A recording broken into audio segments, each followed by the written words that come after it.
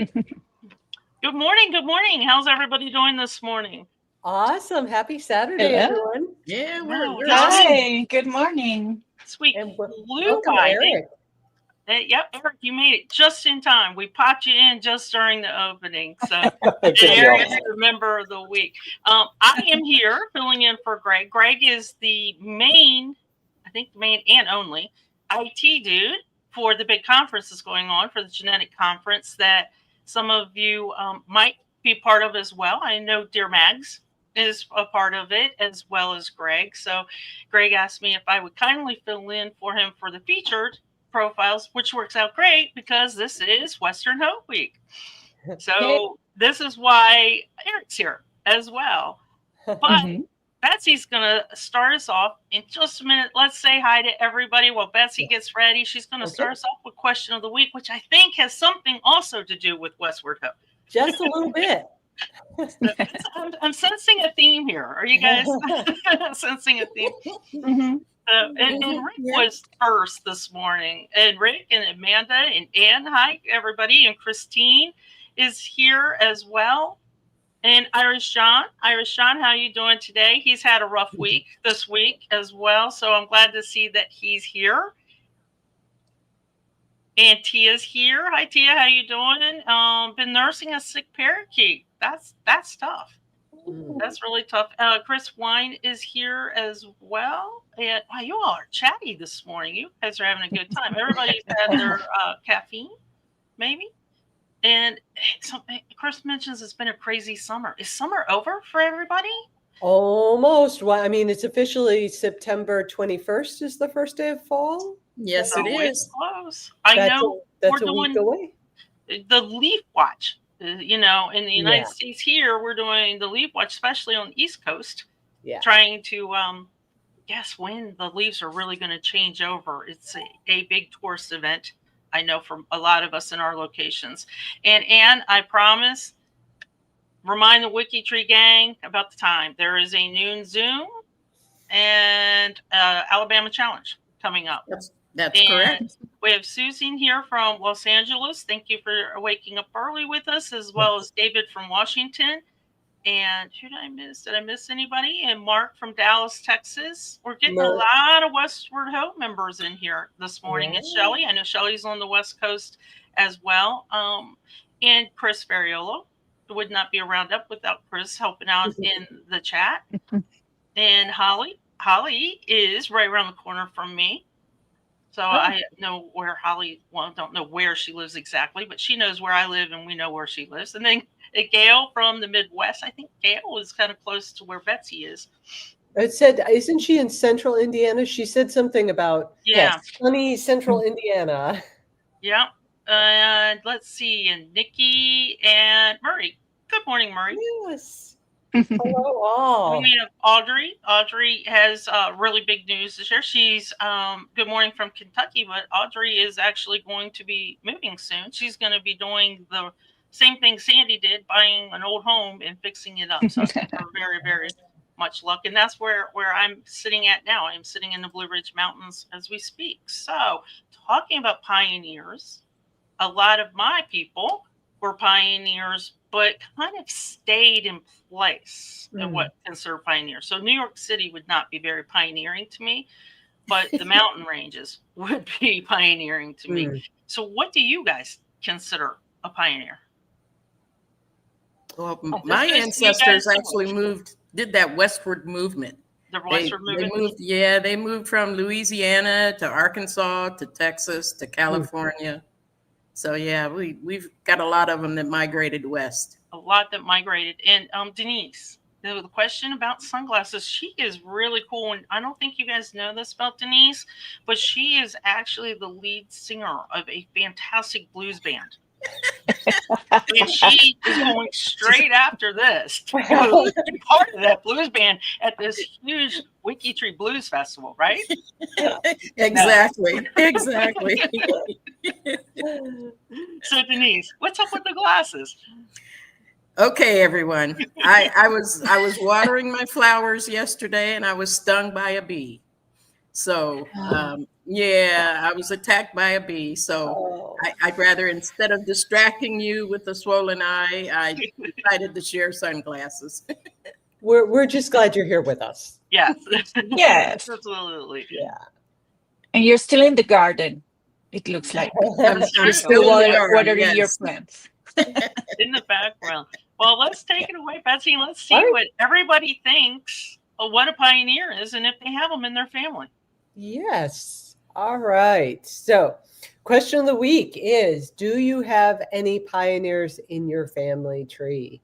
And I have to say, I'm working on a little research problem right now where I have one family that I looked at, and in 1850 they were in central New York. Then 1860 they're in Wisconsin. 1870 they're in Iowa. 1880 they're in Kansas, and then I found them in the 1890s in California. Oh, how cool. Yeah. Yeah, they really moved every Wow. 10 years or so, and they had a large family, and you can see that certain of the children, they left parts of the family behind along the way. Oh. So yeah, Did they get very married? interesting. Were they adult children that got married Yes. and settled Yeah. and stayed? At the time that I first found them in the 1850 census, the oldest child was 21. And so he got married in Wisconsin. And then the youngest child was 5. So there really was a big spread. So, Wow. yeah. So I know I say this every week, but I really, it's not just a line. It really, there were so many good answers. And it was quite tough to pick. But I had to, that we had 52 answers. Wow. Yeah. So let's look at David Upham. So David was one of a few people who mentioned migration westward in the United States, not just by wagon, but also by boat. Interesting. Yes, yeah. So he says most came west after the Civil War. Most came west to Oregon by wagon, although one family went back to New York, sailed around South America to San Francisco, and then they took another ship up to Portland, Oregon. Wow. So, and he wasn't the only one who mentioned that as a travel route. I don't think either one was easy.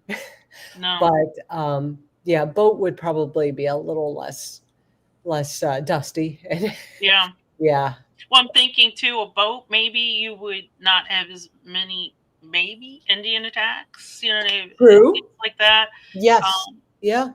Yeah, but the dusty, I think we don't account for how dusty, dirty, hard heat that trip was. Yeah. Yeah, and also somebody else who talked about going by boat pointed out that the Panama Canal was not there yet, and so they just walked across the isthmus. Can you imagine? That was interesting. Now we have this photo. Oh. Let me see if I can. I know I'm gonna, but I want to show you the photo larger. So this is from Alexis Nelson. Is that big enough? Yeah. So this was taken 1 minute before the land run was. Oh, wow. Yeah.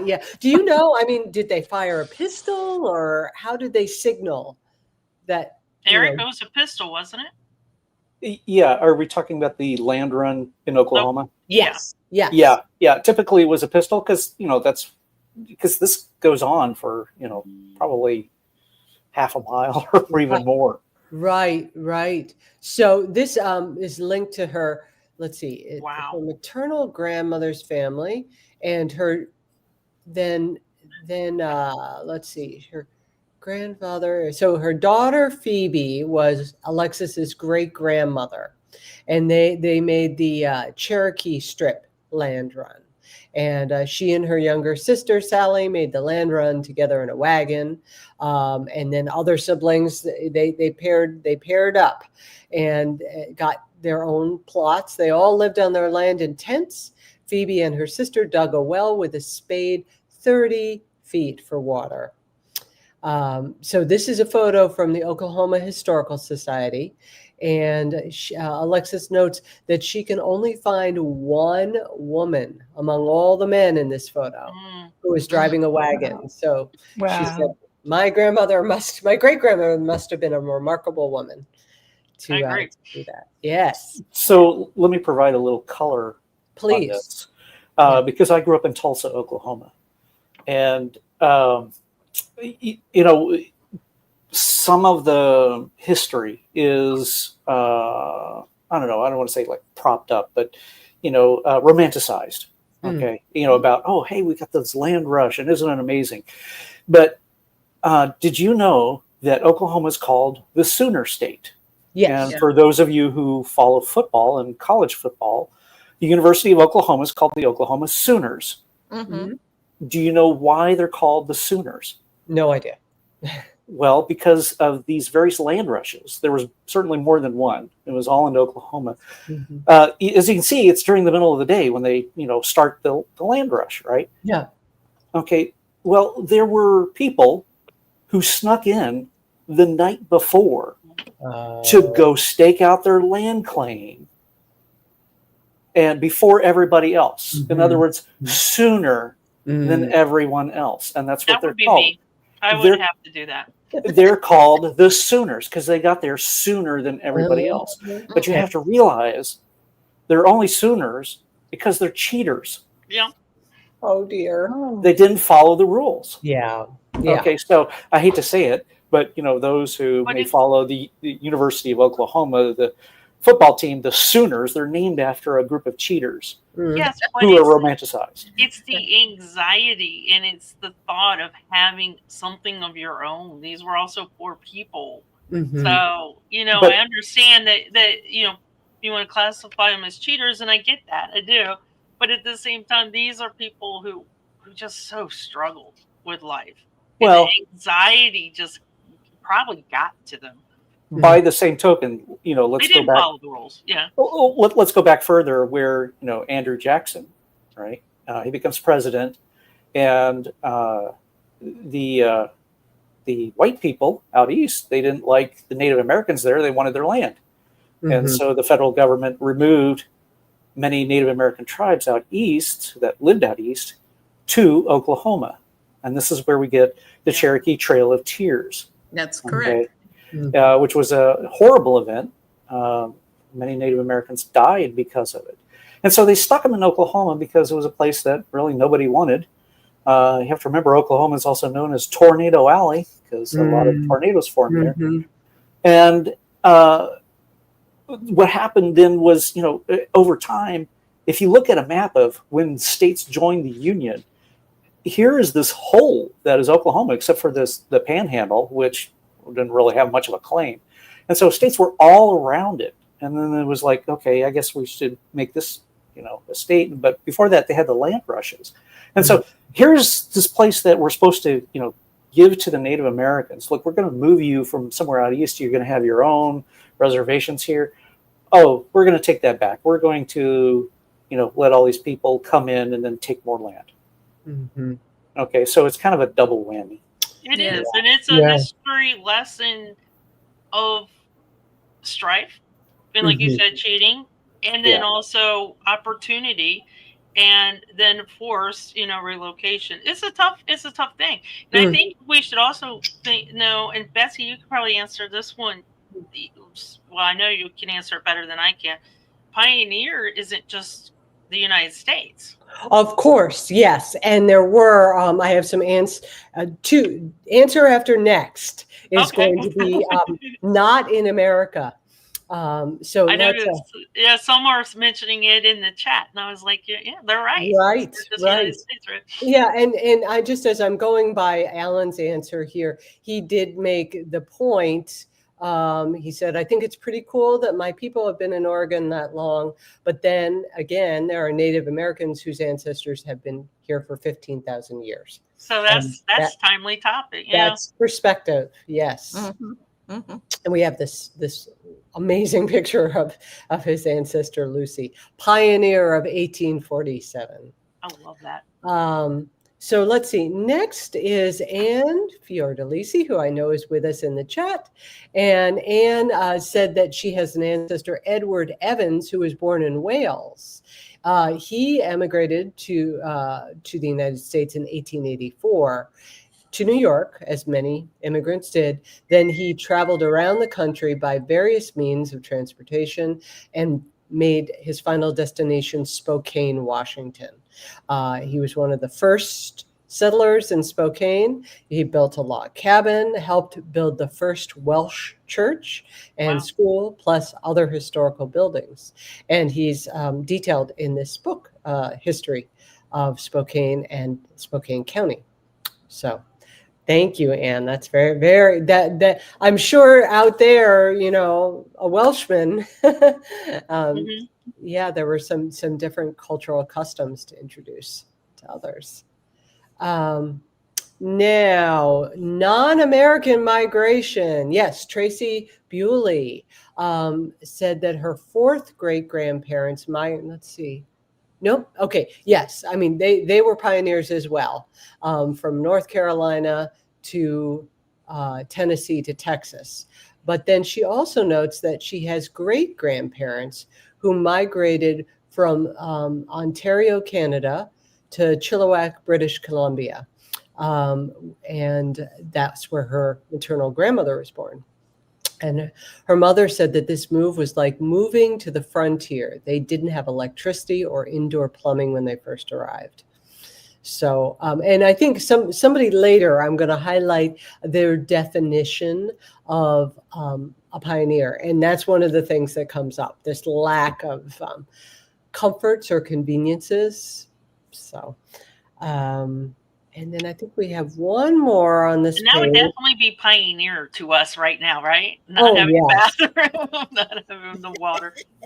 Okay. So we have Susan Roberts. Her pioneers went to Nebraska, and specifically Valentine, Nebraska. And so there was somebody in the family. Oh, no, I think that Valentine, Nebraska was originally a pioneer destination because there was one gentleman who heard that the climate was excellent for health. And so he got 104 men and their families. Come on, let's all go to Valentine. And they made the journey by train from Indiana. So let's see. Her great-grandfather was a part of the group, settled at the current site of the town of Gordon, Nebraska. Her grandmother was 6 years old when they rode in their wagon to claim their 160-acre homestead. And apparently there was a lone willow tree that was like, sir, meet me at the willow tree. It was a landmark for government scouts, Indians, cowboys, and settlers. So, that really stuck in my mind, the idea that you have this sort of natural thing that everybody would refer to. And Gordon celebrates this landmark with the Willow Tree Festival each year. So here's a picture of the family right before they left to Indiana. And Susan's grandmother is the little girl sitting on the lap. And then the second picture is of the yoke from their oxen that pulled the wagon to Gordon. And it's now in a museum in Nebraska. So. Yeah, they should have a picture. You got the before. We want to see what they look like after. Oh, after that movement westward, because that was a rough ride. Oh yeah. And they couldn't bring a lot of their belongings. Exactly. I know from reading historical documents and journals, they would load it up thinking they could, and things would get literally chucked over the wagon, Yep. out of the wagon as they Yeah. went because it's just too heavy. Or couldn't do Right. it. Yeah. Right. Yeah.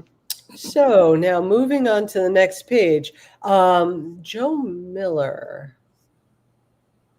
I thought I had Joe. Oh, there he is. Okay.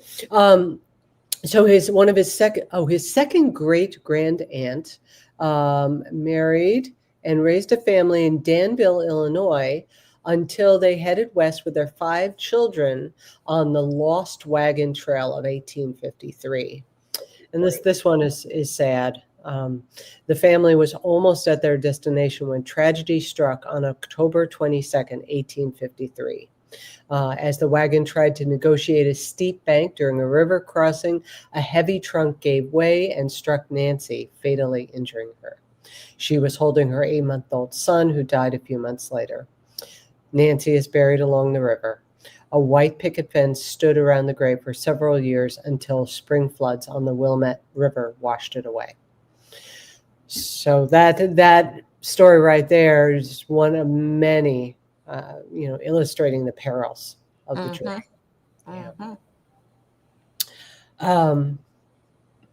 Then also, I was supposed to be down at the bottom. I'm sorry for the scrolling, everyone. I had this all set up. That's okay. I mean, I get visions. I always watch the Westerns on the weekends. Uh-huh. So I'm a big wagon train fan. This would be a good weekend to do that. I mean, Yeah. that's not a normal genre for me, but in out there. Of course, looking at Clint Eastwood wasn't bad either. Well, I was sitting here and I was just thinking, maybe I need to watch, Sundance, Butch Cassidy, Sundance Kid, Robert Redford, and Paul Newman. What are the priorities here this weekend? Okay, so some other color. You talked about Clint Eastwood. I don't know if you remember, he made a movie with Lee Marvin called Paint Your Wagon. Mm-hmm. Yes. It's a musical, and Clint Eastwood sings badly. Yeah, badly. But it's interesting. Were we listening to singing? It doesn't matter. But the point is, it's set out, the Gold Rush, California, and there's this one quote from Paint Your Wagon that I love. Lee Marvin, he plays this drunk, and he's looking at Clint Eastwood, so he's looking at the camera, right? And he's all drunk, and he says, "This is the West. You don't have to love your neighbor. You just have to leave the bastard alone." And it's like, that really captures the ethos out west. Yeah. Because I've lived out there for many, many years. So it's, to me, that was just the perfect line. You don't have to love your neighbor. You just have to leave the bastard alone. That's the low bar. Exactly. Well, I'm so sorry, everybody. I can't find the post from Angelique Chamberlain. Her great grandmother migrated from Missouri to Oklahoma and wrote an autobiography. And so there are 2 autobiographical snippets in the answers for this question. And Angelique's great grandmother is one of those. And it gives some great color to the experience, to hear it in the voice of someone who lived it. Well, I'll just finish up with Claire Pearson's post. So Claire was the one who said a definition of a pioneer, a person who is among the first to explore or settle a new country or area. And so by that definition, tells her that her parents were pioneers, even though they were born there, because they lived in new areas, basic homes, no modern conveniences. Her father built their first one-room home near the sawmill where he worked, and they didn't have transport other than logging trucks many miles away from population centers. So I would say that definition makes sense to me. the infrastructure of the country was still being established with medical care only in the larger centers. And that would be scary to me, knowing that I was miles, hours away from good care. And this is why we have so much difficult time trying to find birth records, because people were born in the frontier, on the prairie, on the farm. There's not this government system where you go in. And even when the state enacted you have to have a birth certificate, still on the farm, the prairie, wherever it may be, they still did not do an official birth certificate. That's why you have delayed births. But this is why it's so difficult. Yeah. Doctors weren't there. Yeah, midwives didn't write anything down. They just helped deliver the baby and went back to doing whatever they were doing. You're right. They probably went back to their farmland where they still had to do crops or something like. You're right. Yeah. Well, I will stop there and turn it over to me. Yes. Take it away. Yes, well, we have already been talking with our friend Eric, our member of the week. But let's continue with the interview. Eric, what do you say? You're muted. Well, just so you know, we have a dog here, so just in the window's open. So in case he barks, that's why I'm ready at the mute button, just in case, so it doesn't bother everyone. We understand. We know how that is. Sandy has her puppies. I have cats. Her baby sharks. Don't worry. Yes. Denise too has cats. No, dog. I have a Chihuahua. Yeah, dog. Dog. Yeah. Oh, sorry. Well, we're used to it. Don't mind. All right, very good. Eric, maybe many of us know you from your symposium at our last WikiTree day or WikiTree week, right?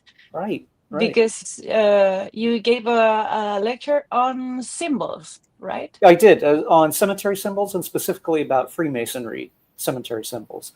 And then previously, I've been on Sandy's podcast, webcast, I don't know what you call it, talking about Freemasonry as well. So, yes. So we may know you from that theme, that topic. But today you're here because you are related with the Appalachia Project and the Westward. So and honestly, I kind of forgot to put it. It's like I've done work on so many other projects. I think I'm part of the Cemeterist Project, and then I do work in a lot of different areas without being officially a project member. Okay. Yes. So I can see, and you have like 150,000 contributions. Yeah, something like that. I don't keep track. In your 10 years that you've been on WikiTree. So wow.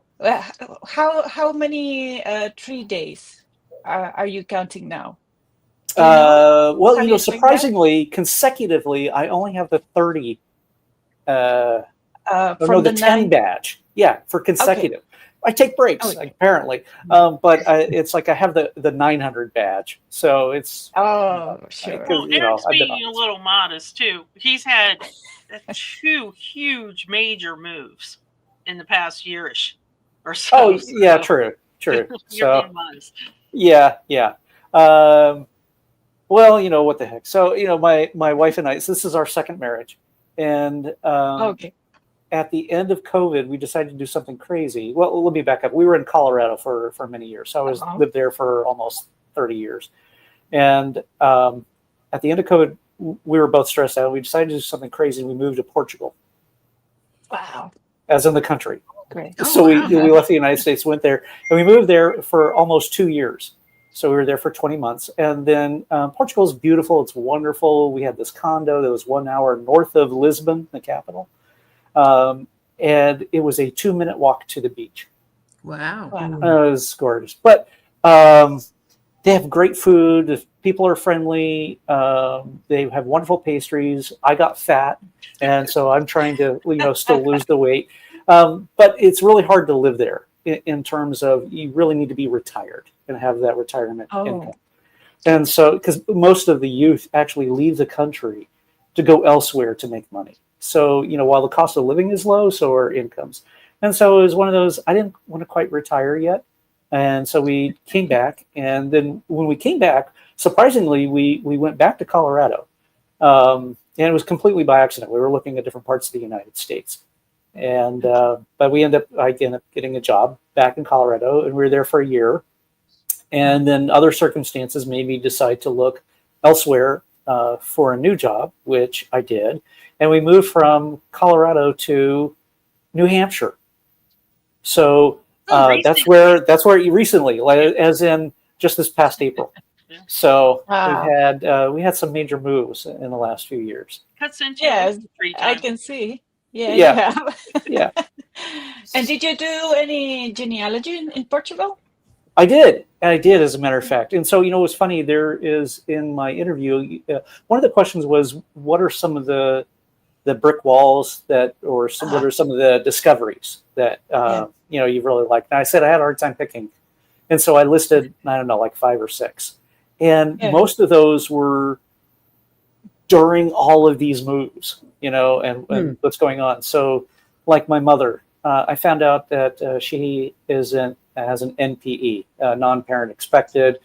Other people use other words for that, or other acronyms. Basically, her father that's on her birth certificate is not her real father, and not her biological father, it's somebody else. So if we're all watching what is it, Finding Your Roots, right? The TV show, there's a lot of that, right? And so I went through that as well, and I literally discovered that when we were in an Airbnb. We had sold our house in Colorado. We were in Airbnb minutes from the Denver International Airport while we were waiting to move to Portugal.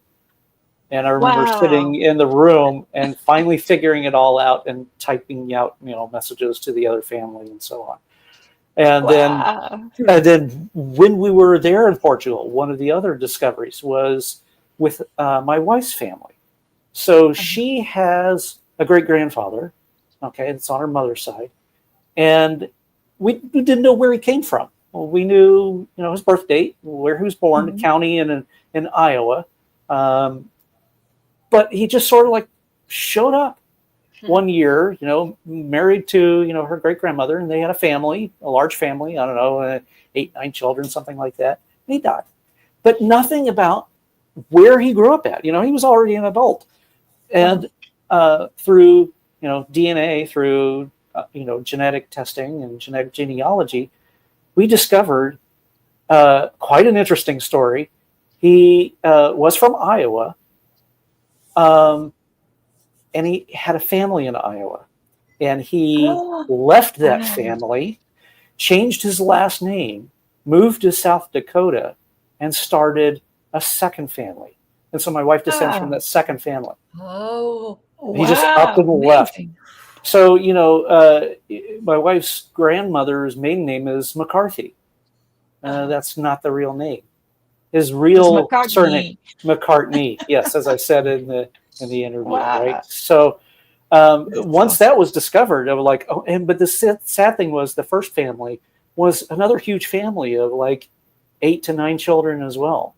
And to this day, they don't know why he left. All of a sudden, it just was, he just disappeared.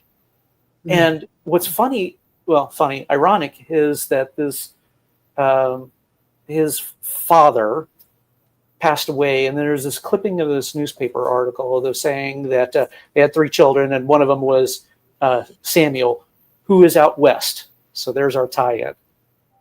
All they knew was, who knows if they just made up that term? They didn't know where he was. So they just assumed he was out west. Well, he wasn't out west very far. Iowa borders South Dakota. And so, he'd like to say he just sort of up and just disappeared and abandoned that family. And so, a lot of these are kind of tied with some sad events, right? Some of the discoveries that we make, they're cool, but there's an element of sadness about it, or an element of sad stories. Right. Things that aren't happy. Right? Go ahead. I'm sorry. Did you get to these discoveries while you were already a professional genealogist? or were Well, they a part of the way of yeah. your Well, path let's to talk about becoming? professional genealogy. I mean, that's a little okay. So number one, I've never had any paying clients. Okay, I can work as a professional genealogist. I have, let's see, okay, over, oops, that shoulder right Oh, there. thank you. Anne was asking about your Yes. wall. that is a certificate from Boston University for genealogical research. So I went through that course, and it's kind of almost like a master's level course. And by the way, that's actually going away, so it's going to Is become it? a little bit of Oh, a rarity. Yeah. yeah. I saw that was an online course. It was online, which I did while I was in Portugal. Oh, look at that. So that discovery about my wife's family, this McCarthy, her great grandfather, it was done while I was out there in Portugal, and I actually put it together a little, almost like a Finding Your Roots like episode. Of like I sat down my wife Jennifer and I said, I got my computer ready. And I said, "Have you ever seen this person before? And here's this picture of this lady. Any idea of who she might be?" And she's like, "No, tell me." And it's like she's the half sister of your grandmother. And it was like, Wow. what? No way. Yeah. And I said, yeah, there's this whole other family, so that she knew nothing about. Yeah. So it was really fun to kind of do it that way. Yeah. So that was one of my other kind of discoveries. So yeah, it's a lot of your discoveries have been just since then and between moves, and I just keep doing. The way I work is I just do a little bit practically every day. I just keep doing stuff. It's almost like, I think what it was, I don't know whether John Muir or whoever, so maybe somebody in the chat can remind me, but it's kind of like, what you're told when you go walking in the forest, right? Is you pick up along the way, you pick up after yourself, you Exactly. leave it better than you found it, right? And so walking through a forest, it's kind of like, that's how I do it with genealogy. Anytime I go on WikiTree, if I'm doing research on something and I come across a profile, I may just go fix a few things, here or there. Yeah. I may not fix it up all the way, but I like the idea of continuous improvement, right? That I we're love always what you doing said little about something. that. Yeah. Yes, I love what you said about that, because we're sometimes we expect too much maybe from people, and we're demanding maybe some levels of knowledge that we're all different and we have Right. different styles. Your dog. You're right. So I really like what you said in your interview, and I want to highlight that. Yeah, Because I always point out some things that I really enjoyed reading, and you there's said, well, if I may, I want to talk about that a little yes, bit. Is that yes, please. genealogists, people who get attracted to genealogy, right? Sometimes you see a type, right? They like to organize things, right? They love organization. They like things to be sort of in their proper place. But it also attracts people who are sometimes are perfectionists, right? So sometimes, it's not about others. It's about sometimes they get too hard on themselves. Oh, I'm sorry, I didn't make that perfect. Who cares? I don't care about perfection. It's be easy on yourself, right? Give yourself some grace. It's about, did you improve it in some manner or form? Did you fix something? Okay. Cool. That's great. Let's celebrate that. That's really what counts, because genealogy is not it's a marathon, right? It's not a sprint, right?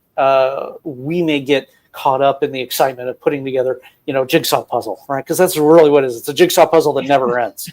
And so we may get excited about, putting together a section of it or whatever. But in the end, the kind of stuff that we do takes a long time, right? It takes a lot of diligence to do the kinds of research that we do. And so we have to do it in pieces. Exactly. It's continuous. And it never ends. And it never ends. But that's part of the fun of it, too. So this is where I think, hey, let's be kind to ourselves. Okay. We don't have to be perfectionists. And in turn, be kind to others. Don't expect perfection of others, right? It's everybody on different skill sets. I mean, I can't tell you the number of times that we in the Appalachian group, right? we talk amongst ourselves and people saying, oh yeah, I went back and I looked at the profiles I put together, when I first joined WikiTree like 5 years ago, and I cringe, about how bad they are and how much better. Yeah. But that's part of it. That's learning the skills. That's improving your skills, right? And we go back and then we improve it again some more. So that's what I have always liked about WikiTree. That was from 10 years ago. That was the culture that the community, community, right? And so if we go through, if anybody runs into problems, and we've all ran through problems, whatever, just deep breath, remind ourselves that this is what it's all about, right? It's any kind of collective work, right, that is crowd sourced is going to be messy. It always is. And that's why it's all about continuous improvement. It's all about over time, right? It's all about getting better. And it's all about being welcoming as a community to people who are brand new to this.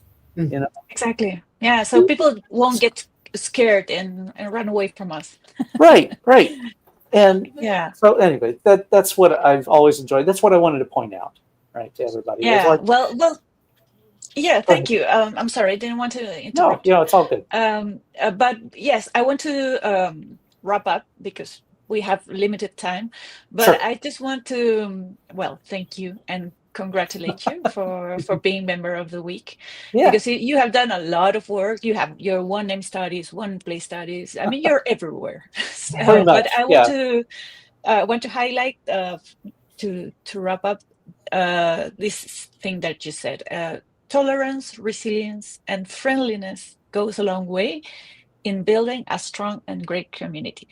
Absolutely. So I think that really summarizes what we have just said about our community. That makes us so different from any other platform.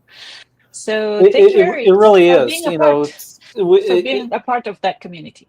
There's really no other platform like it out there. And so, there are times where I consider, what am I doing? Should I be doing this? I always come back because really it's about what you put into it, right? It's like life or anything else, what you get out of it is what you put into it. So, a lot of times I may not be very chatty, on G2G, or maybe not so in Discord. Although I am a little chatty in the Appalachian part of it.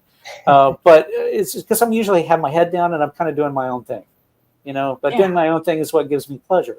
And then occasionally I'll pop up, I'll help out here or there or whatever. And, but I'm around, I'm approachable and things like that. So it's all good. And you asked about, all the various stuff here. So what is it on the wall? This right here is actually a Masonic thing. So it's got 3 columns on there. It's kind of hard to see without zooming in. I have, as you can see, a little family tree symbol there that my wife gave me. That's another Masonic thing. So 2 things for masonry with the genealogy certificate, and those are the other sides. Those are degrees. So, and then I work in high-tech field, and so you can see the Linux. If I can get everything to work, the Linux penguin over whatever it is, that shoulder. It's hard to do this mirror image. So yes, now I can see that. Yeah. Well, Eric, it really is. You have shared your passion with us, and I think we only hope that we can have the same level of passion that you do. We would like to move on.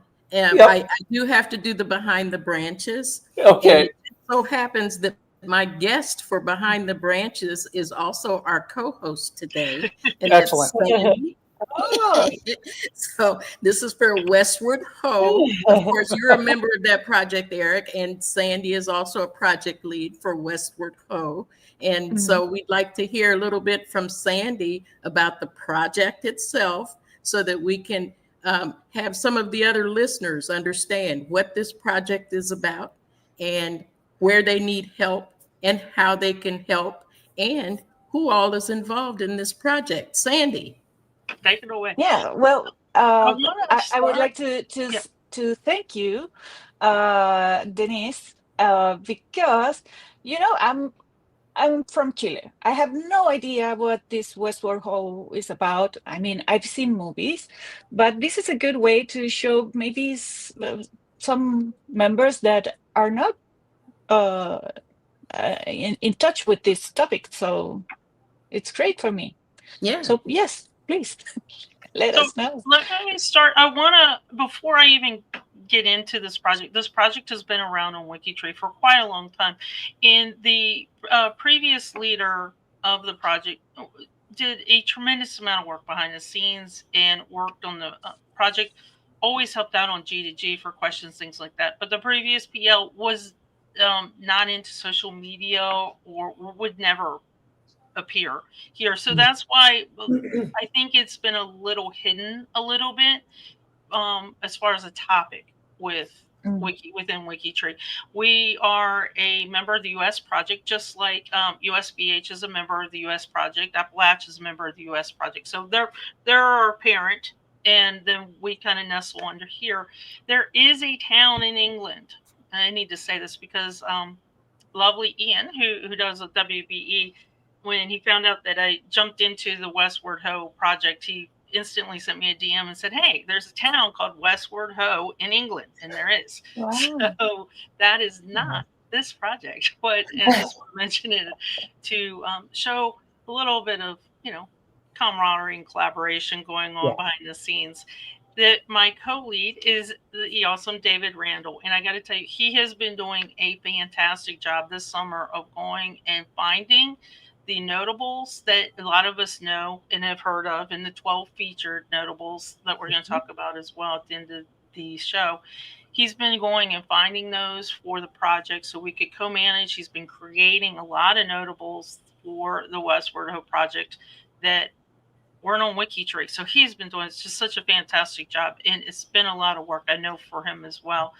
What we're really talking about with the Westward Ho project is the expansion of the American West. And as I talk about this in the next couple sentences, I know we're talking about America right now, but I want everybody to think about their own location where they research, and back when in the day with your ancestors, where was it where, as Betsy described it earlier, it was, a dusty trail. It took you a while to get to. There was no transportation, no really easy way to find a way to go and be a pioneer in this new area. So as we talk about this, think about your own areas that you research, whether it's in America or outside, because we are global, of where is the expansion of your country as well. So what is it?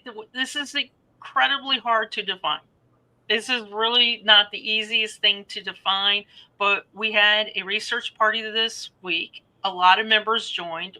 David and I asked for their opinion and their advice as well, because members are experts with this. Some want to join because they are interested in the theme of the Wild Wild West, and some have pioneers, ancestors. So we asked, where would you like us to define for location and time frame? And what we did is we decided that the time frame for the Western Ho really is going to be about 1800 to 1899. Now, the director of the U.S. Census in 1890 declared the western border closed. We kind of expanded it just a little bit.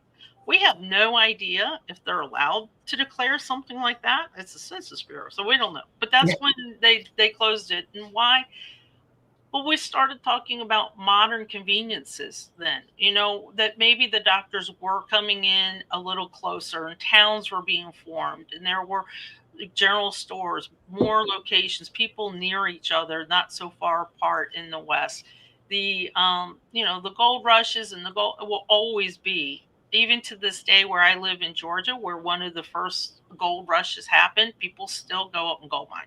It's like 30 minutes from me. So that will always be the mystery of that. But really, you're not really expansion of the American West in 1950. So we had to put a time frame somewhere, and That's where we did it, 1800 to 1899. There's a lot of other reasons why it went into it. The American Wild West, this is pretty much it. Let me see if I can bring this up. This is going to be pretty much anything west of the Mississippi. But here's where it's tricky. So we're talking about the expansion of the American West, but we're also talking about pioneers. And that's why I was so thrilled, Betsy, that you did your question of the week first.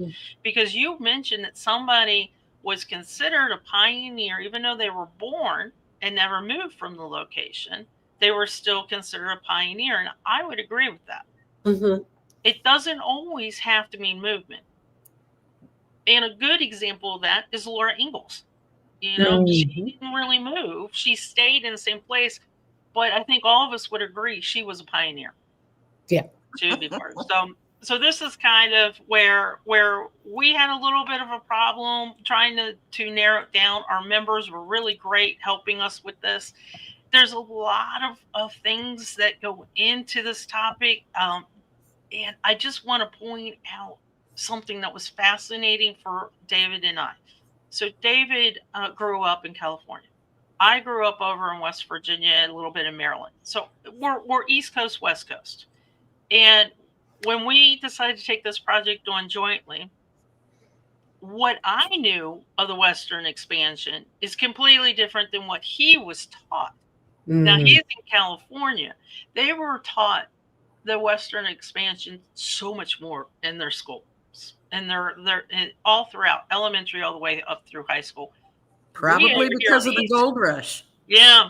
And we over here in the East Coast were taught, you know, very, very little going on. We knew, like Denise said, we knew the gold rush. And we knew the Oregon Trail, things like that, really popular things come out. Of course, everybody's heard of Wyatt Earp, things like that. Dave is the one who brought some clarity into the project as well and said that the term cowgirls, there really wasn't a term cowgirls back then. It was mostly men. So there wouldn't be a term cowgirls way back then, but they started to come in to play, but they still wasn't that term really used. The OK Corral, everybody's heard of this big fight. This is a very popular thing. How many movies are there in it? It lasts about 30 seconds.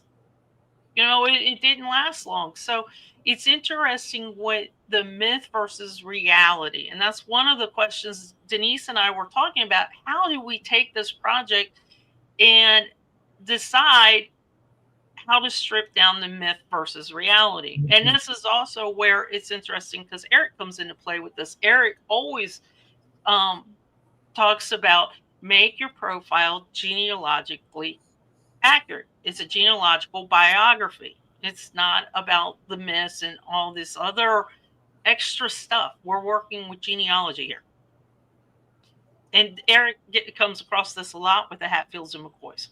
That's a good example as well. Yeah, or what I was going to say earlier, Daniel Boone. You know, we talked about is he relevant, right? I mean, he's certainly a pioneer, but you know, he's just going from what is it, Virginia to Kentucky, right? And, so, you know, that's not out west as we think of it, right? It's not, is it? And it's really kind of complicated when you want to pinpoint locations, dates, time frames, even occupations. It's really, really tricky. Now, the one thing that David and I are very big about with this project is making sure that each of these sub-projects have the right people that have a passion for it. And as Eric mentioned before, passion. And Eric happens to be the PC, the project coordinator of the Homesteaders Project. And if you think that your family or ancestors were homesteaders, I highly recommend you come here and look at the information that he's provided, but specifically on the space page, because he's giving you complete instructions and ideas of what it is, when it is, how to search for it, and how to order the information for your ancestors. This is not something you're going to find usually easy peasy on Family Search or Ancestry, things like that. You're going to have to dig a little deeper.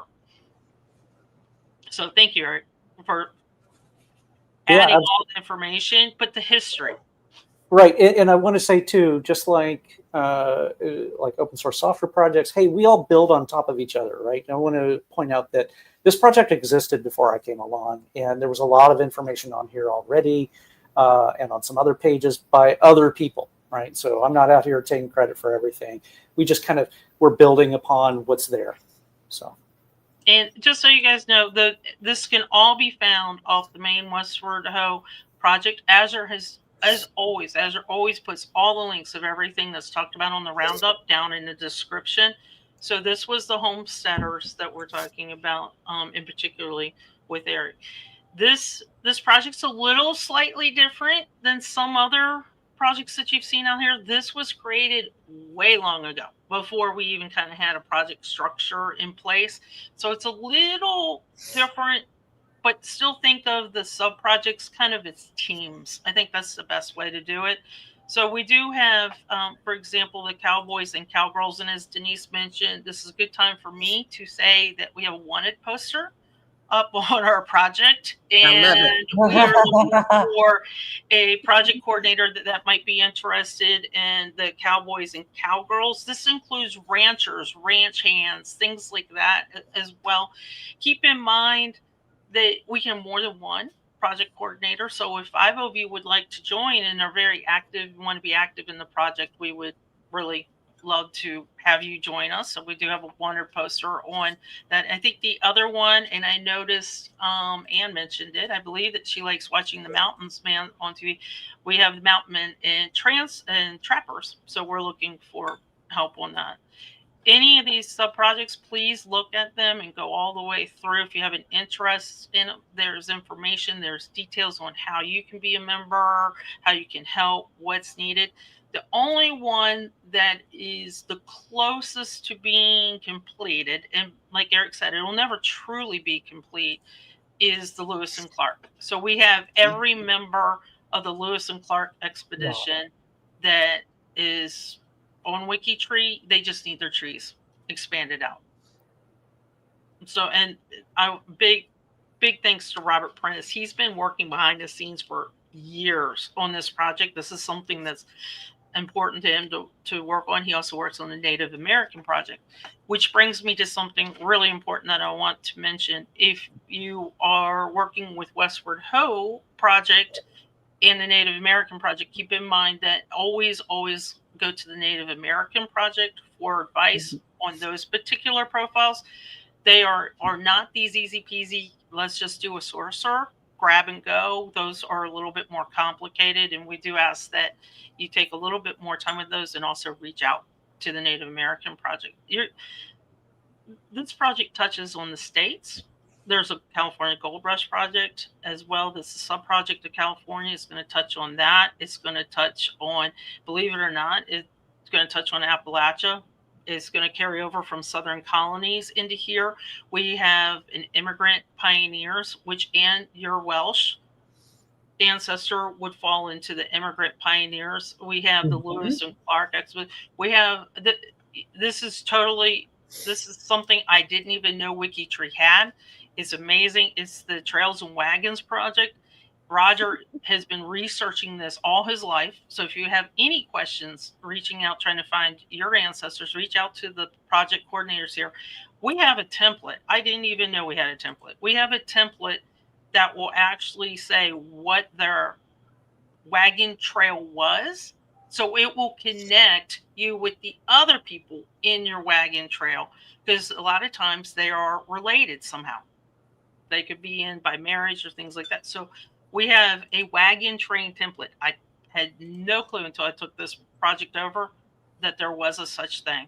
And that's kind of what it is. So it'll tell you which wagon trail they were on, when they departed, if they have the trail master, which is the lead, the person that's leading them through, which those people were paid very, very well, because they also had to know the lay of the land, how to get across during different weather, how to avoid certain Indian tribes, and how to have a relationship with some of the Indian tribes, because they were paid off as well to be allowed to cross through the land. I never knew things like this were around. So this is what David and I are trying to do. We're trying to get this project out we have a lot of people that were pioneers, and a lot of people just think of the Wild Wild West as expansion, and they forget there are living people here that, toiled throughout their travel and their life and their living. There are a ton of TV series, recent TV series and movies out there. I encourage you, feel free. Watch them with a grain of salt, but still watch them and get a little bit of experience about what we're talking about with expansion into the American West, the gold rush, if you're not familiar with it. And if I won't name them here, but if you are curious, some of the better ones, just DM me afterwards and I can share with it. So thank you, Denise, for letting us relaunch this project this month. I really appreciate you asking us to be a part. David and I thank you for that. Well, thank you, Sandy. And again, as he said, to our listeners currently and those who listen later on, feel free to reach out if you have any interest whatsoever in any type of Western expansion. It doesn't have to be in the U.S. It can be in one of those other countries as well. So any interest in westward expansion, feel free to reach out and join that project. And if they don't already have a sub-project for you, I'm sure they can come up with one. That's a good point, because somebody reached out to me yesterday asking for one. So thank you for mentioning that. Yeah. Okay. Well, thank you. And with that, I want to just have Sandy, would you like to go through your profiles right now? Is this a good time? This is. So I'm curious. Let me ask a real good question for everybody here in the studio and everybody in chat. Just give me your closest. Who are you closest connected to this week? And Eric, we will both smile and laugh at this one. I am connected 9 degrees to Daniel Boone. But I'm not related. It's my kids that are related, and their mother, my ex-wife. She is a direct descendant of Daniel Boone. Wow. Yeah. So, and I also just happened to manage the profile, so I was asked to help out. We were talking about kind of cleaning up and detailing profile. This was another example of like what Sandy was talking about, where the profile was just too much. It was repeating everything that was on Wikipedia. And so we kind of trimmed it down and kept it more genealogically focused on that. So there you go. That's my closest, 9 degrees. All verified too. So. What about you guys? My closest is Charles Crocker in 16 degrees. My closest is John Muir at 14 degrees. I'm a little jealous of that one. And Denise, who was yours? Yeah, I'm trying to get to the bottom of mine. I'm on a different laptop here today. Oh, that's right. That's right. I did kind of mention too, and I just want to mention the connection checkers game.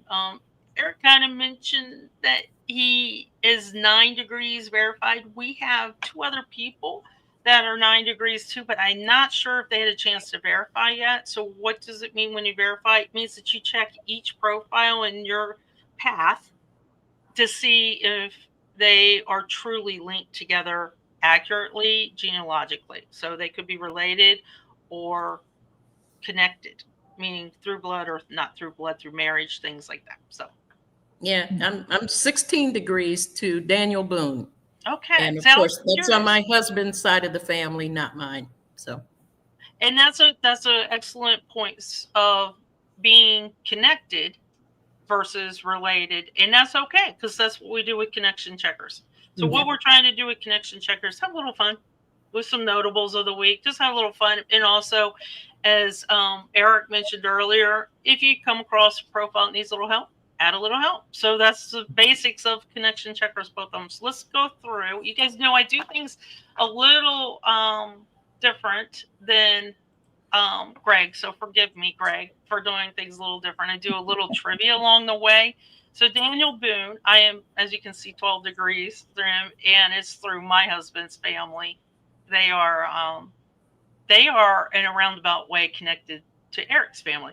Sandy, I don't think you're sharing your screen. Do you mean to be? Yeah. There you go. There we go. So Daniel Boone, I am 12 degrees. Thanks, Betsy.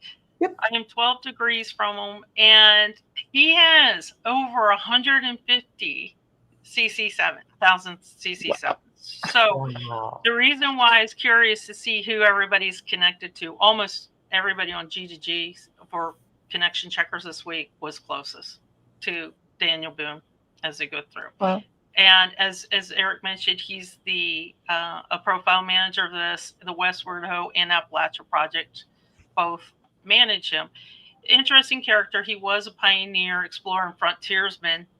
He is definitely a folk hero. I don't know, Eric. It maybe one of the first. I don't know if he is the first, but he's definitely one of the first folk heroes we have. Some interesting trivia about him, though, is that he was sued a couple times because he sold overlapping land.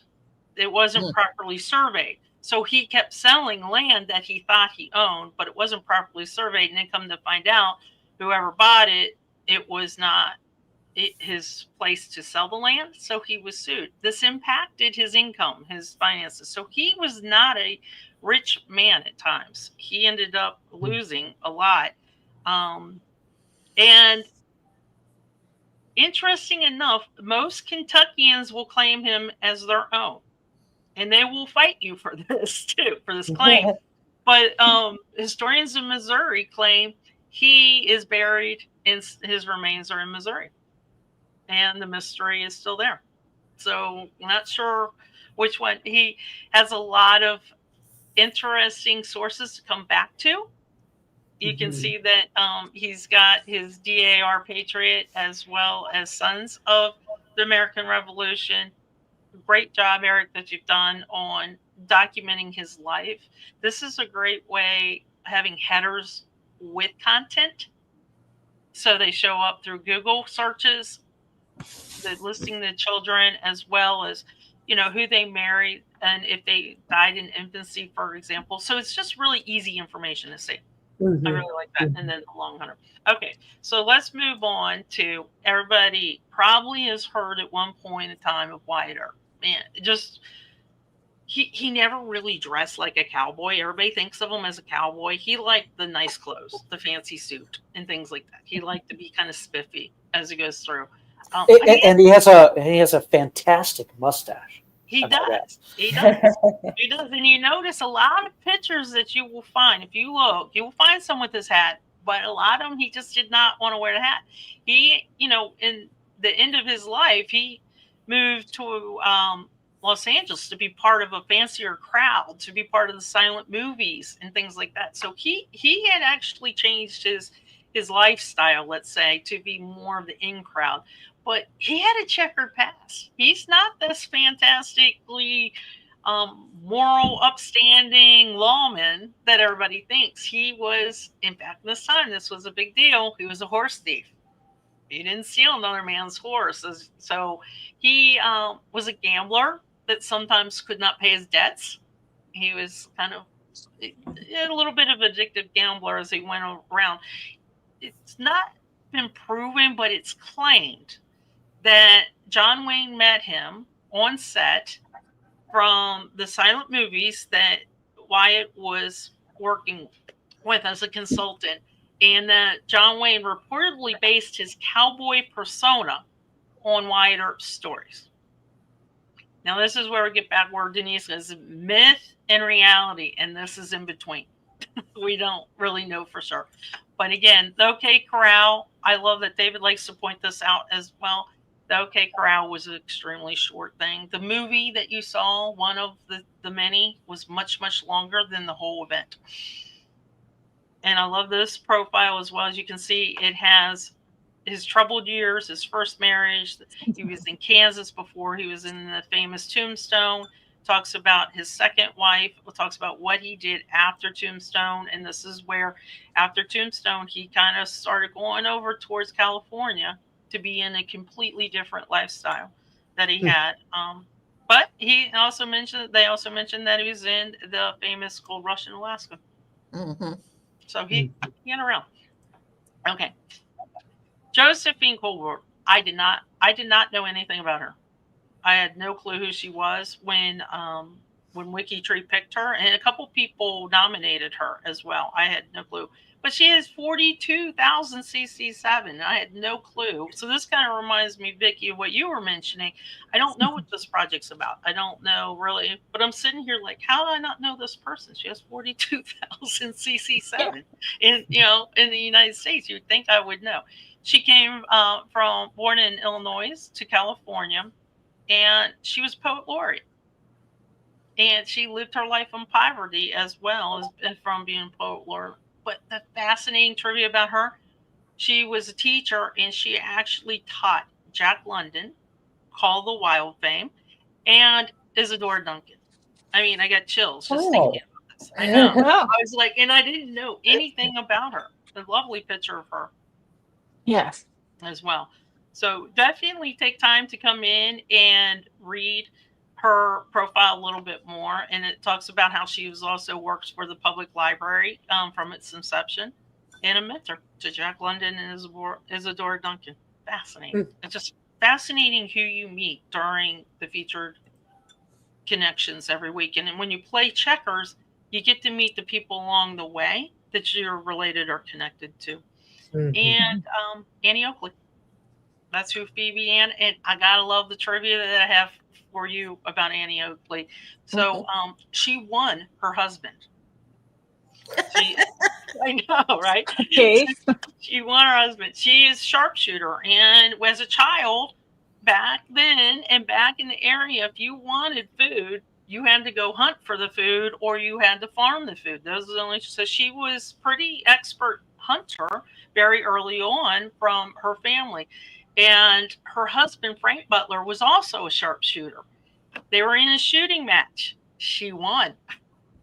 He was so impressed with her shooting skills, he started dating her, and they got married. The rest is history, right? Wow. So that was, I love that story that they have. They had, and they did not have children, but she was part of the Wild Wild West show, which was a traveling show towards the end of the century, I think beginning of the new century. It was to bring out the mystique and the fun of what the Wild Wild West was all about. It's, the lawlessness, the gambling, the singing, the can dancers, the shootouts like the OK Corral, and it was a way to make money, because now these people were no longer part of the gambling and the shootouts and the lawmen. They wanted to make money off of their fame, and that's pretty much what she did. She had a train accident, though, a very serious train accident that damaged her spine. It took her many years to come back from that to start performing again. So, and there's tons of movies about her too, and a Broadway play. And I never knew she was a Buckeye. Yeah, I know, right? It's amazing. I hope they have it. Let me see. There's a really cute picture of her. There you go, with her dog and her husband. So she didn't have children, maybe possibly because of the spinal injury she had, but their dog Dave. Aww. No, that's so cute. Okay, so moving on to Myra Maybelle Shirley Starr, otherwise known as Belle Starr. Let me see if I can bring pictures. I mean, we're talking about, seriously, the Wild Wild West when we're talking about Belle Starr. That's about as close as I can get it. Sorry, guys. It's a smaller picture. She was really kind of abandoned. She was one of the ones that was an outlaw, a female outlaw. She dressed in men's clothes, so she kind of blurred the line back then of how women should dress. And it just made it easier for her to dress in men's clothes for the getaways. And then also, I imagine, this is just me imagining, that if she's dressed in men's clothing, they're not looking for a female. They're looking for a man when they come and try and find out who was. Well, I'm looking at the picture of her with Jim Reed, and she's, the skirts back then were full, very voluminous. Yeah. can't. I would much rather wear pants if I have to move fast. than I wear would too. Yeah. Well, you also remember horse riding.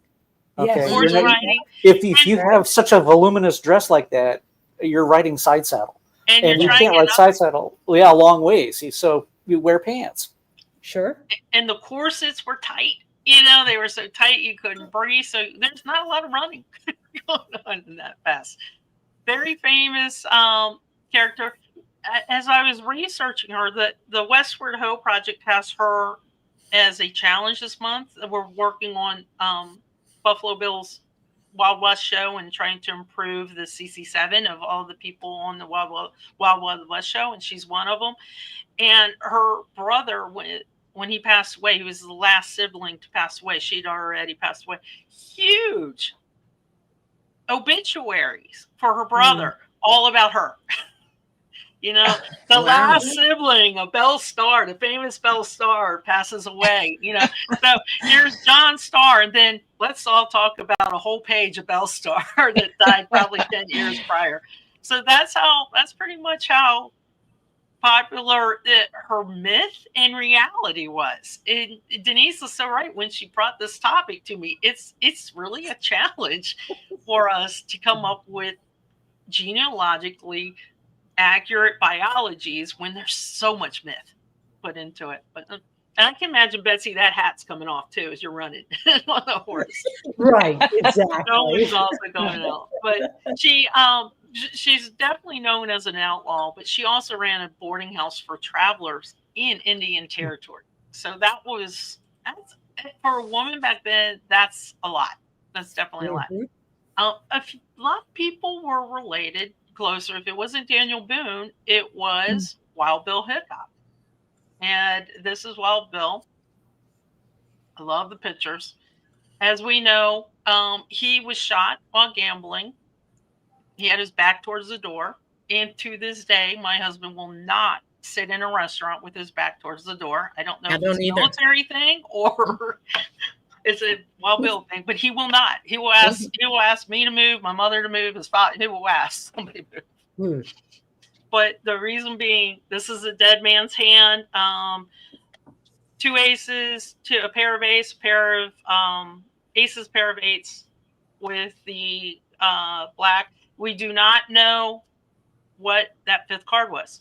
Everybody speculates, but you do not know. But that's the hand he had when he was shot and killed.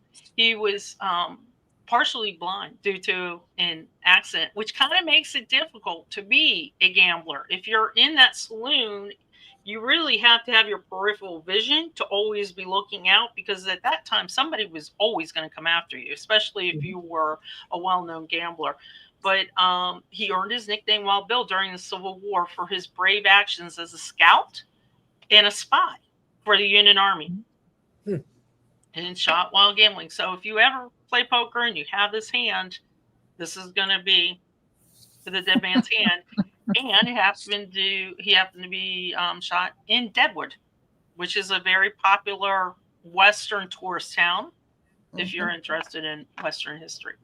And moving along, John Boyd Adams, more officially known as Grizzly Adams, and very popular with bears. You probably know bears. He used to have a menagerie. He traveled with his animals as well.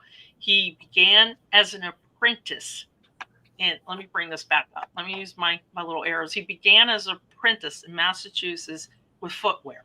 And the reason why I mention this is because in Massachusetts and the New England states, there were several footwear factories at that time. So that was a natural thing. It's not something kind of odd or out of the blue. That was kind of probably a natural thing during that time frame. But he didn't like being indoors. So he decided that he would leave the footwear industry for outdoors, and he headed west in the late 1840s during the California gold rush. Did not make it. Did not get gold, as most people did not come away with a lot of gold. So that's when he pivoted and started becoming a hunter and a trapper. So he would be part of our mountain man and trapper. but he's very well known, and this is like he trained bears. It sounds like a ridiculous sentence I just said, but that's what he did. He trained bears, and there's a good example. Okay. And then Amasa Leland Stanford. I want to say, and if you're in the chat, I know who recommended him, but I'm pretty sure for this featured profile of the week. And the reason why I want to mention this, he's not one that people would consider a Western Ho person because he's not part of that Wild Wild West theme like Wyatt Earp or Wild Bill Hickok, but he is instrumental to there being a Wild West and a Westward Ho. There would not be one if it wasn't for this gentleman. And we're talking about the first transcontinental railroad. He is one of the four. There were four who funded it, and he's one of the four. He also served as the 8th governor of California, but he was the railroad magnate who also was one of the ones that imported in Chinese immigrants. So this is where the immigrant portion of Westward Ho also comes in because they helped build the railroad. We would not have the railroad without them, quite frankly. Mm-hmm. And even though he's a railroad magnate, he never actually drove a train, was in the train. He would be all the way in the very, very back, but he wanted no part of the business of the train as it's moving. So I would think as the magnet putting your money in, you'd want to be at the front. You'd want to know what's going on. You want to know how to do it, but he didn't. The other claim to fame that he has that is very different topic, but it kind of ties into Wyatt Earp a little bit. His involvement in horse racing and his winnings directly led to Edward Muybridge's work on photography, which was the precursor of motion pictures. Mm. So between the railroad and work prior to the motion picture industry, we actually have a lot to thank Leland for. And Stanford, there is a reason why he was also picked. He is also known for his philanthropy for the university. So, and Charles Crocker. Vicki, did you say you're closest to him? Yes, 16. Yeah. I'm closer than you. How could that be? Can you believe that? So, this is Charles Crocker, and he is one of the 4 big railroaders as well. He had let me ask, even though he's popular for that, he's popular for Westward Ho, he's very popular for something in San Francisco.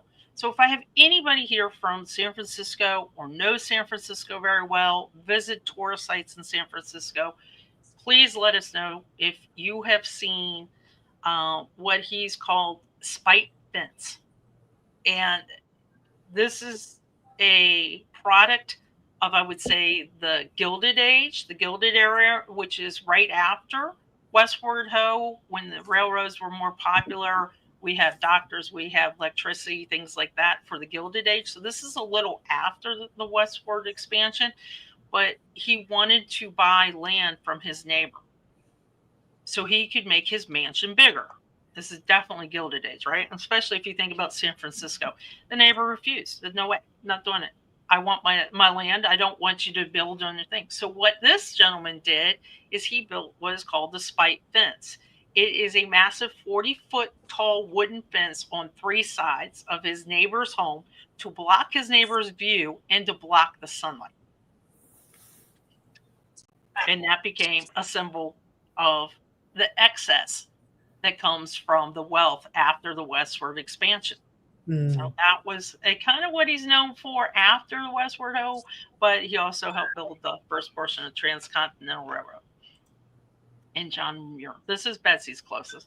Yes. John Muir. I think most people probably know of him or have heard of him.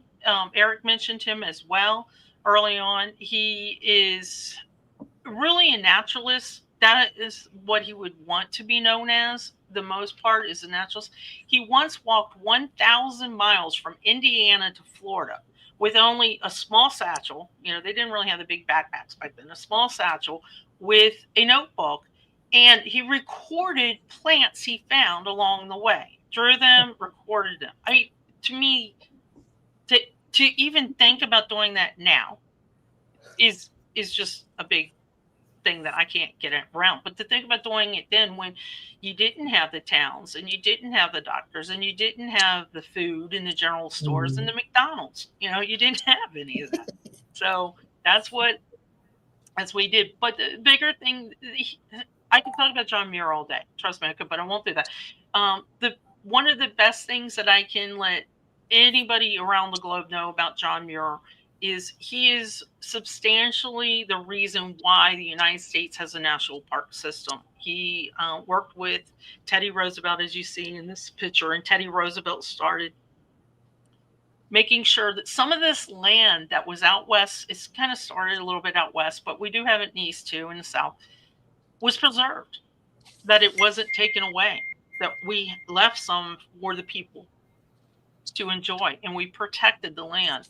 And John Muir talked to Teddy Roosevelt about it, and that's how Teddy started to protect some land. And when I say some land, I'm talking about hundreds and hundreds, thousands of acres, and considered our national park system. So if you've ever been to a national park in the United States, you can thank both these gentlemen for it. And then moving on to George Fletcher. Let me bring his picture up. And George is part of the U.S. Black History Project. And Denise, I bet you have probably heard, if you like Westerns, you probably have heard of the Pendleton Roundup. Yes. It's well known. And for those of you that don't know what the Pendleton Roundup, it's one of the largest known rodeos, and still continues on. Don't you love this picture? If this doesn't classify the westward expansion, I don't know what does. I mean, look at the spurs, the cowboy boots, the certain shirt, the hat, the lasso, and the chaps. You know, just everything. This is the first picture, I think, or maybe the only picture of the feature that really personifies our cowboy project. And he's also inducted in the National Cowboy Hall of Fame. He's a great character, though. He had a unique bronco riding style that people would imitate for years, or at least try to imitate for his rodeo career. Sadly, though, he was wounded during World War I, so he could not go back to the rodeo or the Wild Wild West show because he was wounded. But he continued still to work as a cowboy for the rest of his life. And when we talk about cowboy in the Westward Ho project, it's not usually talking about the cowboy on your movie screen. It's a ranch hand. It's somebody actually putting in hardcore work on a ranch, moving horses, moving cows, moving any farm animals that need to go from one grazing area to another, doing a roundup, things like that. So I love this picture. And since they talked about the Pendleton Roundup, definitely read his profile. If you're ever around during the times that they have the rodeo, definitely go. Even if you think you don't like rodeos, if you go to Pendleton Roundup, you will be amazed. And the National Cowboy Hall of Fame, Eric, I believe, is in Oklahoma City. And I think I've been to it. I think it's called that, not the Western.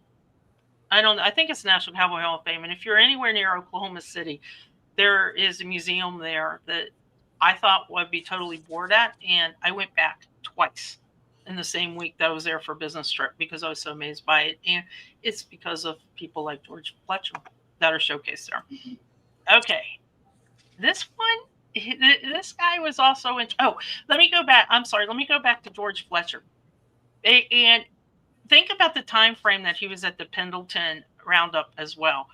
He was probably the most famous person known at the Pendleton Roundup. I think still to this day. I'm going to say to this day, but I'm not sure. The 1911 Roundup, he was competing with several other cowboys who are like amazingly good. This is like the cream of the crop, right? And he was competing against a white rider, John Spain, and a Native American rider, Jackson Sundown. Well, George lost the rodeo, but the crowd was so upset that they protested and thought that he should have won. Wow. And they still, he still didn't win. They had already given out the prizes and awards. So because the crowd believed that he had the best ride and should have won the top prize, the judges awarded it to John Spain. So in a show of support, the crowd nearly rioted, and the local sheriff took up a collection by selling pieces of Fletcher's hat, raising more money for him than the official prize. Wow. Wow. And so from now on and forever, he is dubbed the People's Champion. All right. See, how cool is Wow. that? That's neat. Yeah, great story. Okay. Who has heard of Pancho Villa? He's had many names. Me, of course. There you go. Okay. Thank you, Vicki. I was hoping. So this You is know my, what? yeah. It's funny because I'm 42 degrees away from him, and And I'm I'm probably 34. the more distant of anyone here in the chat. And And my ex-husband, he's Mexican, so So I'm you- like 1 degree away from Mexico. But so, yeah, you would think So- you'd be connected through that. Yeah. Nope. This, really and truly, seriously, we could do an hour long just on him. This man is fascinating. He's had different names, but we don't know why he's had different names. There's lots of theories, but the name that he was born with, he changed because some people say he wanted to be known as a bandit of the time, so he changed his name, but we don't know if that's true. And then he came up and changed his name to Pancho Villa, and this guy is known as the Centaur of the North. I mean, I had to sit there and think about this morning when I was reading it as well, because I'm like, I know what a centaur is, half man, half horse. So I'm sitting here thinking he's a centaur. But they said that his horsemanship was at the time better than anybody else in the world, in the globe. That he was such a strong rider, could do things while he was riding and being a bandit and fighting, because he was also in several wars, that he could do things that people would literally fall off their horse and get run over by their horse, but he never did. So he was kind of known as an exceptional horseman and a brilliant guerrilla fighter they had. But the cool thing to me, you have this rough guy, right? This rough and rowdy guy. And he was a master at self-promotion. So all along, he's promoting himself as he goes along. And most of you that have been in the military, around the military, you'll probably say, well, that's what a lot of generals do as it is. But no, he took it to a different level. He kind of switched gears here a little bit. So he became so famous in Hollywood that filmmakers flocked to Mexico to record his battles, his real life battles going on, so they could reproduce them in their movies that they had. So they could get a real life battle and say, oh, this is how Pancho did it. So let's go back when we start creating our movies on the Wild Wild West. Let's go ahead and choreograph it the way that Pancho would have done it in real life. And he took absolute credit for every single one, every single bit that he had. So that would be the profiles of the week. Awesome. And I was told to mention, don't forget the Source-a-thon Yes. as well. Sign up for the Source-a-thon. Sign up under your name. It's the first weekend in October, I think. That's right. October 3 through 6. And it's a fun time. This does not go as fast as the Connect-a-thon, does it? It takes a little bit more time. Yeah, a little more researching, right? Yeah. Right. Mm-hmm. And then the social media for the week. So I think that Mark Thompson is currently what we're in for the WikiTree challenge of the week. And I think that's why Ann says wrap it up in time so they can get to this. And guess what, guys? The question of the week will be pirates next week. Ooh. So Nice. I'm assuming that I'm going to sense a theme here. That something to do with pirates will come up for the question of the week, the connection checkers, and this is a cool one-place study. If you've ever seen some of those old pirate movies too, those are really great to watch. The Source-a-thon coming up as well. And then Vicki, the profile makeover. Do we have any this week? We have, but I'm saving them for next week. And I'm really excited because we have a lot. Oh, that's And great. new members doing makeovers. So And thank what's you. I guess Betsy is behind that. I'm not sure. What am I behind? What did I do? I'm not sure. I'm just guessing. But we have a lot of profile makeovers by new members. Oh, You're new, maybe. I don't know. Well, but that's great, because I excited, really yeah. am excited about the theme this week. Or this month. So many directions to go They're in. good. yes, Right. we'll have a lot of that. Mhm. And then the portraits. There won't be any portraits next week, and there won't be any portraits today because we only have 3 of them. I'm going to encourage the listeners to add more portraits. I will not be here for the pirates next week because I will be going westward to a family reunion. So if you have photos, please get them out there, and I will share them the following week. Thank you. That okay. So we've gotten our to-do list, right? So profile makeovers and our portraits and ancestors. Yep. 52 Yep. ancestor, and then the blog. So I know Chris Ferriolo works on collecting all our blogs. So if you've got a blog that you're working on, send it to him. I think Chris, you post it every Wednesday up on G2G. And then animals, 52 ancestors this week was animals and portraits. So I think we're set. Is that everything? I think so. Yes. Yeah. Okay. So thank you, Greg, for letting me fill in for you this week as well. We hope everything is going along swimmingly where you're at. Yep. And thank you, Eric, for joining us as Yes. well. Eric's a buddy of mine, so thank you for promoting Appalachia and Western with us. And Denise, when can we expect the concert?